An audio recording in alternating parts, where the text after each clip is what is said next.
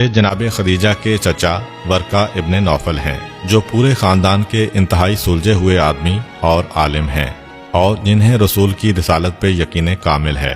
یہ وہ شخصیت ہیں کہ پیغمبر اسلام کے اعلان رسالت کے فوراً بعد ان کا انتقال ہو گیا، لیکن یہ پیغمبر اسلام کی عظمت کو پہلے سے مانتے تھے۔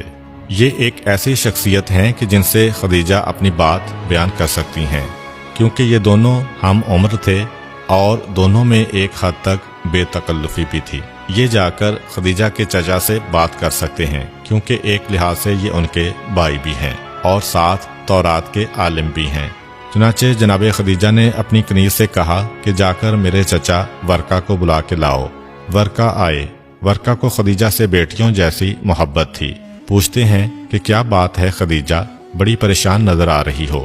جناب خدیجہ نے کہا کہ پریشان کیسے نہ ہوں، کہ جن کا اس دنیا میں کوئی ہمدرد ہی نہ ہو، کوئی پریشانیاں دور کرنے والا ہی نہ ہو۔ ورقہ بن نوفل مسکرا کر مذاق کے انداز میں کہتے ہیں کہ خدیجہ، اس میں تو تمہاری اپنی غلطی ہے۔ بہت سے رشتے آئے، رشتوں کو تو تم نے رد کر دیا۔ وہی تو رشتہ ہے کہ جو مونس و غم گسار اور ساتھی کا رشتہ ہوتا ہے۔ جناب خدیجہ نے کہا کہ مثلاً میں نے کون سا رشتہ رد کیا؟ کہا کہ فلاں بادشاہ کا، فلاں حاکم کا، فلاں سردار کا۔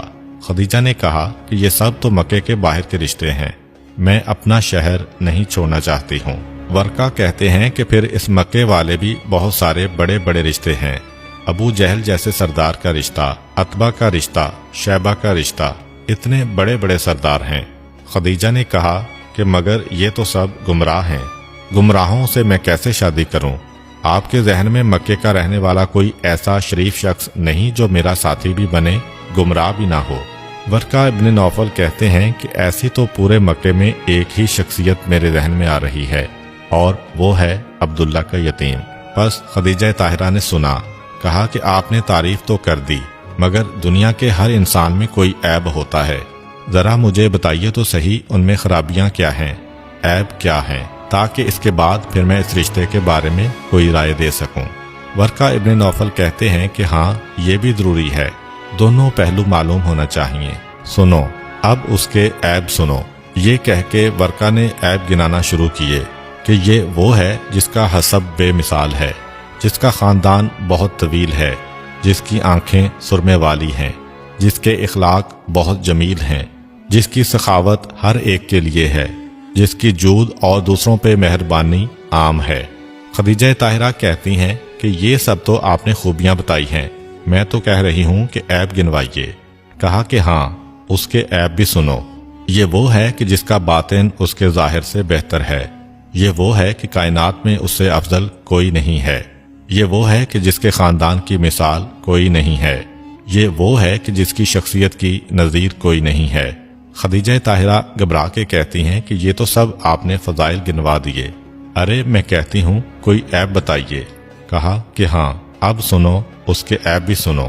یہ وہ ہے کہ جس کا چہرہ چاند کی مانند ہے، یہ وہ ہے کہ جس کی پیشانی ستاروں سے زیادہ چمک رہی ہے، یہ وہ ہے کہ جس کی خوشبو مشک و عنبر سے زیادہ ہے، یہ وہ ہے کہ جس کا کلام شہد سے زیادہ شیریں ہے، یہ وہ ہے کہ جب چلتا ہے تو ایسا لگتا ہے کہ 14ویں کا چاند چل رہا ہے۔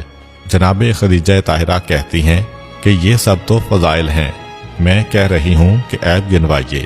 ورقہ آخر تھک کے کہتے ہیں کہ خدیجہ، اس کا عیب کون گنوائے جس میں کوئی عیب ہی نہیں ہے، جو سر سے لے کر پیر تک فضائل کا مجسمہ ہے۔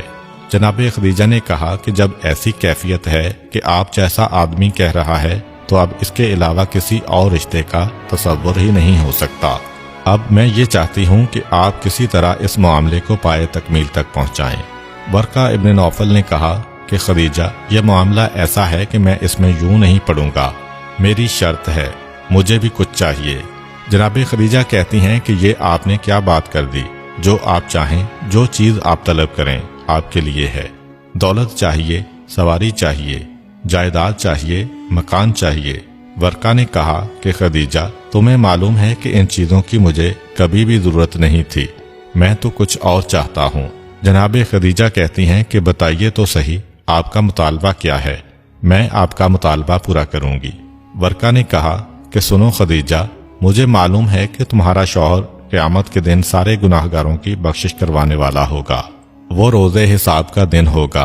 उसका तसव्वुर करके आज भी मेरा जिस्म कांप रहा है। बस एक वादा करो, मैदान क़यामत में अपने शौहर से कहकर मेरी शिफात करवाओगी। जनाब खदीजा ने कहा कि चचा, मेरा आपसे रोज़े क़यामत बख्शिश का वादा है। वर्का ने कहा कि अब बताओ, मैं दिलो जान से तुम्हारी खिदमत करने को और इस रिश्ते को तय कराने को तैयार हूँ। मसला क्या है? परेशान क्यों हो? खदीजा ताहिरा ने कहा कि मसला ये है कि एक तरफ मेरे चचा इनकार कर चुके हैं, दूसरी जानिब अबू तालिब इस घर के दरवाजे से वापस लौटाए जा चुके हैं।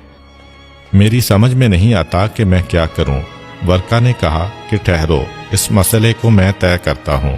वर्का अपनी जगह से खड़े हुए और कहा कि दोनों को समझाना मेरा काम है। सबसे पहले वो अम्र बिन असद के पास जाते हैं, जो उनके रिश्ते के भाई हैं और जनाब खदीजा के सगे चचा हैं। जाके कहते हैं कि ए अम्र, गजब कर दिया तूने, हमजा की तलवार को भूल गए